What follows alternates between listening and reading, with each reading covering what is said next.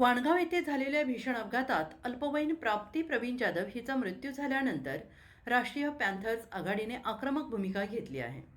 संघटनेचे प्रमुख अविश राऊत यांच्या नेतृत्वाखाली शिष्टमंडळाने वाणगाव पोलीस स्टेशनचे सहाय्यक पोलीस निरीक्षक तुषार पाचपुते यांची भेट घेऊन संबंधित हायवा ट्रक मालकाला सह आरोपी करण्याची मागणी केली आहे. 5 जून 2026 रोजी वाणगाव चिंचणी मार्गावर रेल्वे प्रकल्पासाठी माती वाहतूक करणाऱ्या हायवा ट्रकच्या धडकेत प्राप्ती जाधव हिचा जागीच मृत्यू झालाय.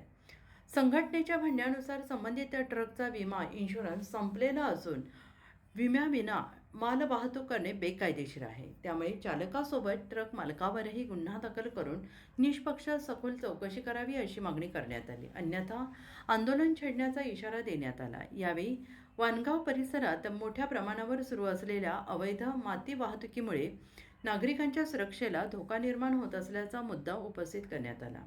नियमांचे उल्लंघन करणाऱ्या वाहनांवर कठोर कारवाई करण्याची मागणी संघटनेच्या पदाधिकारी आणि कार्यकर्त्यांनी दिली आहे.